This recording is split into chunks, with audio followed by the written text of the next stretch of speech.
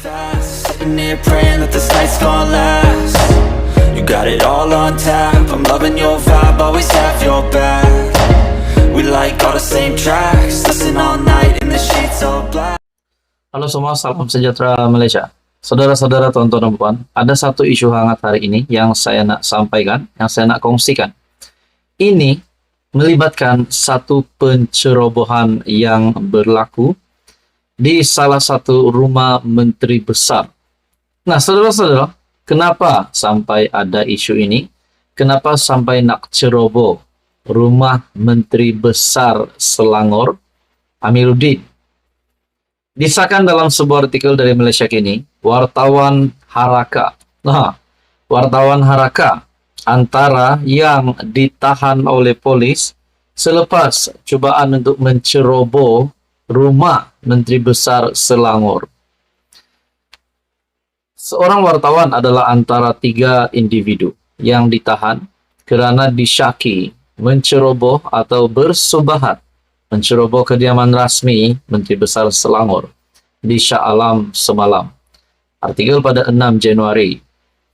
Seorang lagi lelaki terbabit merupakan pengguna media sosial yang aktif serta aktivis PAS di Gombak. Menurut laporan polis yang dibuat oleh pengawal premis terbabit, kejadian berlaku kira-kira jam 5 petang dan disedari oleh anggota keselamatan yang bertugas.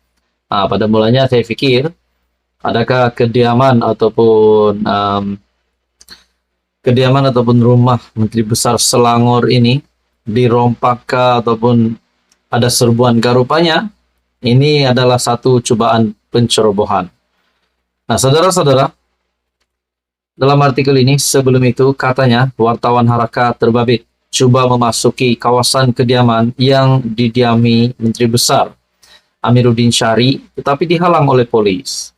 Apabila percubaan pertama gagal, katanya wartawan terbabit menyelinap dengan bersembunyi di dalam sebuah kereta Proton Wajah yang dinaiki 2 individu lain yang mendakwa ke situ untuk bermesyuarat. Bagaimanapun, cubaan itu terbongkar selepas anggota polis memeriksa kendaraan terbabit apabila ia diletakkan di parkir kediaman rasmi berkenaan. Juru cakap pejabat Menteri Besar Selangor mengesahkan kejadian itu. Ya, mereka telah ditahan polis dan dibawa ke Balai Polis Seksyen 6 Shah Alam atas dakwaan cuba menceroboh, kata pegawai itu. Sementara itu, Ketua Polis Daerah Shah Alam ACP Muhammad Iqbal Ibrahim mengesahkan bahawa polis telah menahan 3 individu kerana disyaki melakukan kesalahan menceroboh. Katanya pihak polis telah memohon perintah reman terhadap ketiga-tiga suspek terbabit. Saya akan memberikan maklumat terkini mengenai kes itu selepas proses pendengaran reman dilakukan. Apa komen Anda? Sekian saja, teruskan bersama di dalam channel ini. Halo semua, salam sejahtera Malaysia, tuan-tuan dan puan yang amat dihormati semua. Masih lagi orang bercakap-cakap, bercerita tentang langkah Dubai. Sudah pasti banyak komen daripada netizen, daripada semua yang meminati politik di Malaysia, yang menonton video ini dan juga pemerhati-pemerhati politik yang lain, yang pasti mengambil satu pandangan ataupun komen tersendiri berkaitan dengan langkah Dubai.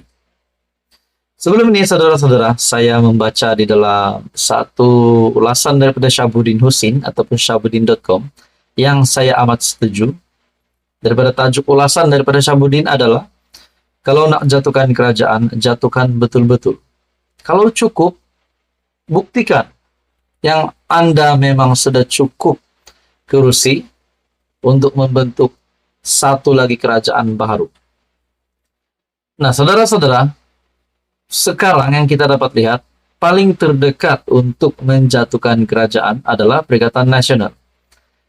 Kalau kita fikirlah secara positif, secara rasional, ahli-ahli parlimen PN hari ini bukan bertambah, malahan berkurang.